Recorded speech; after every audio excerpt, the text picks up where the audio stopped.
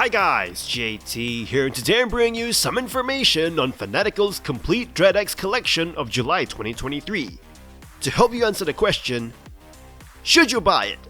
By using the link in the description below, not only will you be able to purchase this bundle, but also contribute to the growth of this channel. Your support will mean the world to me, and I genuinely appreciate it. Anyway, let's get into this. At number 1 we have DreadX Collection, an anthology game featuring 10 indie horror developers, each bringing their own unique style. Each developer had 7 days to create a playable teaser that stands on its own.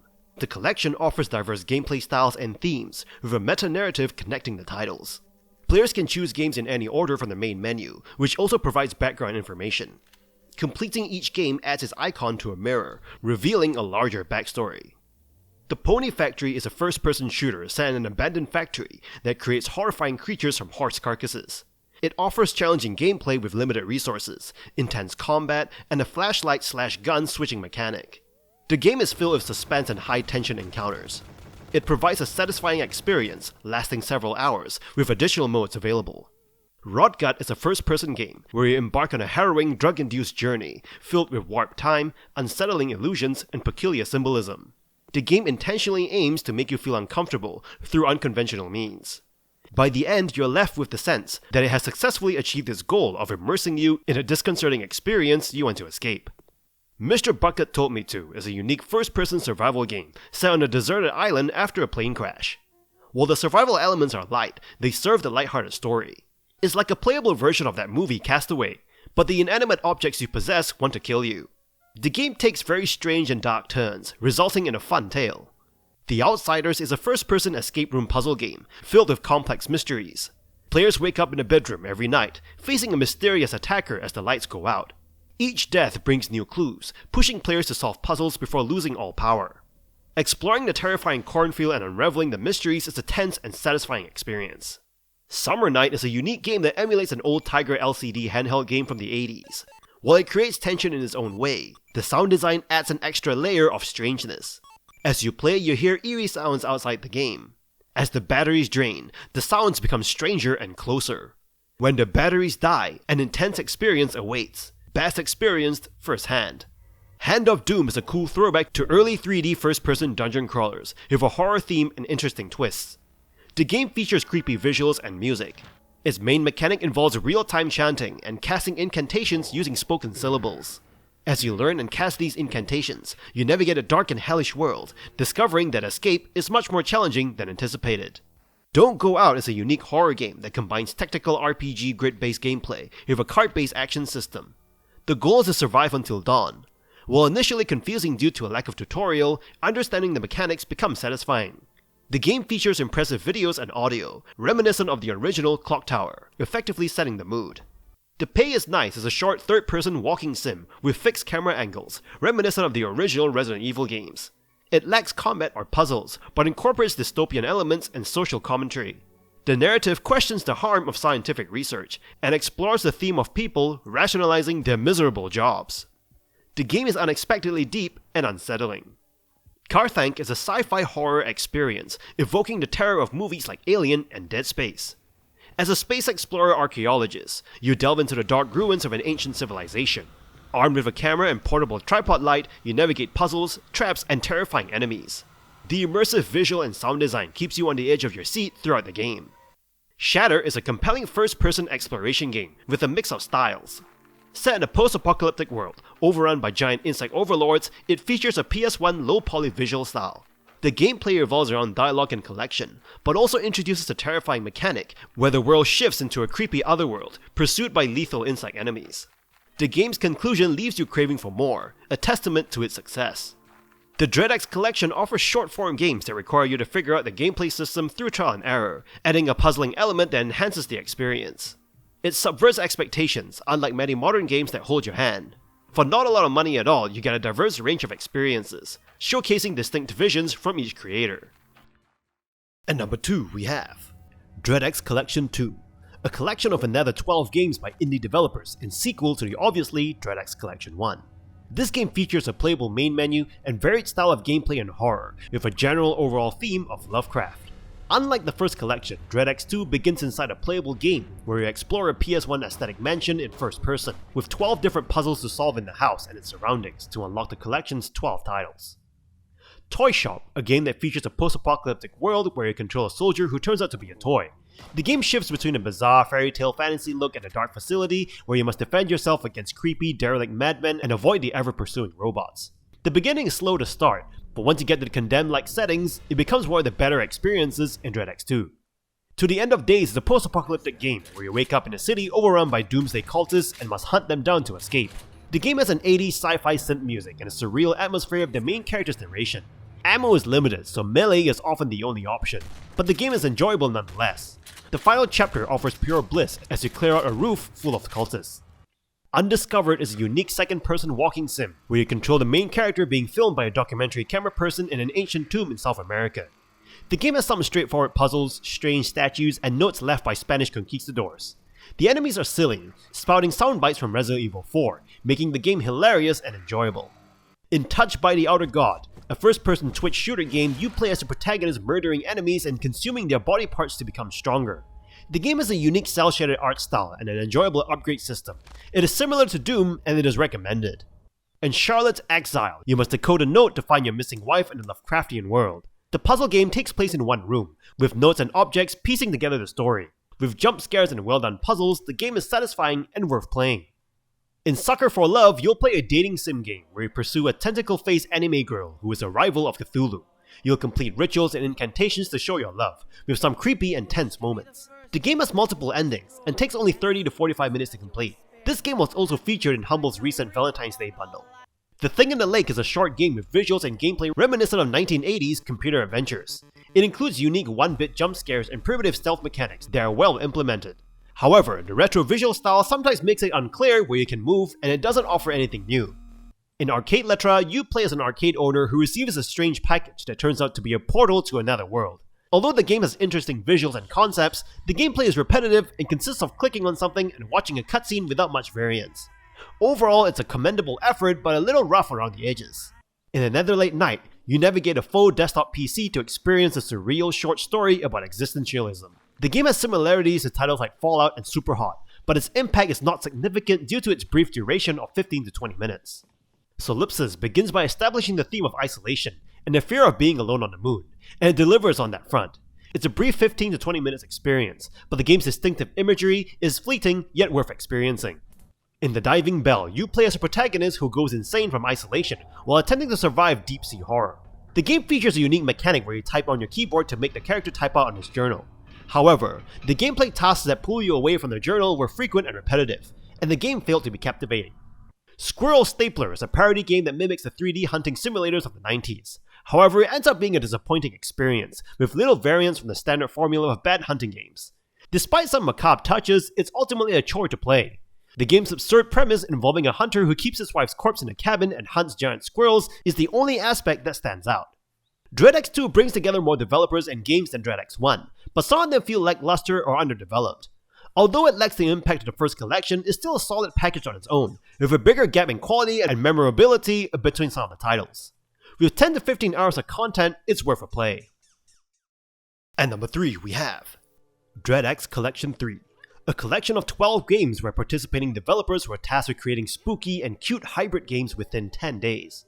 The hub in this collection is not as impressive as the one in DX2, with fewer puzzles and an easier way to unlock the games by finding ritual candles. However, the addition of periodic dialogue with a ghost in your character's head is a good idea but poorly executed. It's still an okay environment to explore, but not a significant loss if you opt for free play. Bubbo, Adventure on Gerald's Island is an excellent game to start with in this collection. The adorable setting, funny dialogues, and solid platforming controls make for an enjoyable experience. Though the endings may leave a bit to be desired, it's a minor flaw in an otherwise polished game. Reactor boasts phenomenal aesthetics and presentation throughout, with cinematic experiences and breathtaking views, aside from a slightly goofy segment near the end. Though it may not be as stylized as Solipsis, it's still a solid scary spacewalk. Matter Over Mind has a solid concept, but is hampered by poor execution, from janky controls to spotty hit detection. It feels like an authentic PS1 demo, but not one that would sell many copies. Chips Tips is another great submission, fully realizing and utilizing its scope and concept with hilarious results. The barrage of jokes and excellent voice acting make up for the lack of spooks. Soul Waste is a love letter to the PS1 era, taking full advantage of modern technology without compromising the look and feel of the time. The controls take some getting used to, but once you do, it's a fun experience with momentum trickery, smooth controls, and some repetitive music. Subtle Wonderland is a short story-focused game that involves figuring out why an AI did something. Though the twist may be disappointing, the game's length is just about right, making it an enjoyable experience but not one to revisit. The opening of Disparity of the Dead is fantastic, with a strong hook of collecting soul orbs and piecing together clues while interacting with the quirky NPCs. The PS1-inspired visuals and unsettling audio add to the experience, but the ending falls short of expectations. Despite its flaws, Disparity of the Dead has left a lasting impression. Nice Screams at Funfair is a game with 2 short films as bookends and a playable center. Although the opening and ending sequences are interactive, they are mostly on rails. However, the stunning visuals and music make up for the lack of agency, resulting in an enjoyable experience. Submission, a meta game with clever comedy, was not engaging to play. The simple puzzles are stretched out with unskippable transitions and repeated puzzle sequences, making it a slog to progress. The game feels like the inverse of Nice Screams, forcing players to endure tedium instead of moving things along with a cutscene. Spookware at the Video Store is a microgame collection that integrates horror movie mainstays, but the games are not fun to play. Some games require memorization and barely function when the game speeds up. Eden, Garden of the Faultless combines a Chaos Garden with Monster Rancher and features Old Testament angels. Despite not being a fan of pet sim games, Eden is one of the most unique games in the DreadX entry. The textureless look and unsettling ambiance along with the creature designs make it a winner. Beat Grease is a cute riff on the do the mundane tasks until they become less mundane horror subgenre. The game's pivot halfway through is memorable, turning the game on its head in a disturbing yet entertaining way. The likable lead character adds to the experience. Overall, DX3 has some low points, but it doesn't sink as low as DreadX1. The games are becoming increasingly polished with each release, and DreadX remains one of the best indie horror collections out there. And number 4, we have DreadX Collection: The Hunt, the 4th installment of the horror anthology series celebrating independent game development. Set in the abandoned research base ARC-2, you play as a tracker named Artemis, tasked with unraveling a cryptic message and uncovering the truth. The game incorporates 7 separate games, each accessed through folders on a notice board. You can explore the horror-filled games in any order, delving deep into the unique experiences to unlock the secret codes. Supporting indie horror games is important, and this collection embraces creative visions. Axis Mundi, a game where you play as a freelance ghost photographer armed with a camera, tasked with capturing apparitions in an empty shopping mall. As the story unfolds, you travel back in time and uncover the haunting's meaning and the impending horror. While reminiscent of Fatal Frame, Axis Mundi adds its own flavor with a first-person perspective, intentional bland textures, and quirky-looking spirits. The game turns ghost photography into an FPS-like experience, requiring strafe circling to succeed. Uktina 64 is a camera-based game that pays homage to the Nintendo 64 era. Set in the American South, you play as a hunter shooting turkeys and capturing them on camera. However, as the levels progress, the game takes a sinister turn with grotesque and demonic enemies. Despite the protagonist's upbeat attitude, the challenges intensify, presenting a more sinister experience than anticipated. Roast of Meat, a game where you encounter a visually bizarre world, with giant baby heads and surreal graphics reminiscent of 1970s prog rock videos. The game features denizens like giant eyeballs and red deformities, and you must complete quests for the eccentric inhabitants. It straddles the line between craziness and a genius that aims to unsettle the player. With unconventional weapons and unexpected elements, Roast of Meat showcases the author's unique vision and influences. Seraphic Seal, a game where you embark on a frantic journey to find your lost daughter after receiving a letter from her. The game starts with a typical horror mystery setup, but quickly transitions to a twisted forest filled with deranged monsters. It becomes a fast-paced action FPS as you battle these creatures and uncover twisted narrative twists. Seraphic Seal offers a stressful and intense experience within the collection. Black Relic aims to evoke nostalgia by resembling games from the past. With its third-person perspective and retro color scheme, it captures the essence of early PC and console gaming. As a vengeful monk seeking justice for his fallen brethren and a stolen relic, you engage in action-packed shooting gameplay with religious undertones. Despite a slow reload and healing system, the game offers fast-paced and thrilling action within the collection. The Fruit, a game where you embark on a journey to the town of Raven's Hollow after receiving a mysterious letter. As Thomas, you encounter a sinister cult and must evade their rituals to find your loved one. With visually updated graphics and traditional horror elements, the game maintains a serious tone. However, The wonky controls and challenging puzzles can be frustrating, although the realistic gun loading feature is noteworthy. The House of Unrest, a game where you take on the role of a priest armed with a crucifix and a pistol as you enter a mansion to perform an exorcism. Chaos ensues as demon entities and obstacles hinder your progress.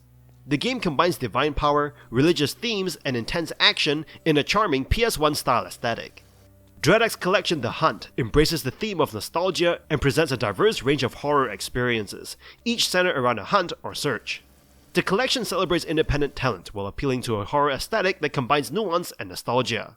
The main story, supported by impressive voice acting, sets the stage for the other games, which complement each other in unique ways, creating a cohesive and engaging experience. And number 5 we have DreadX Collection 5. In this DreadX collection, indie developers explore the theme of entertainment horror within the ongoing narrative of the DreadX universe. Set in a Chuck E. Cheese-style children's play center, this anthology brings together a new set of games crafted by talented developers.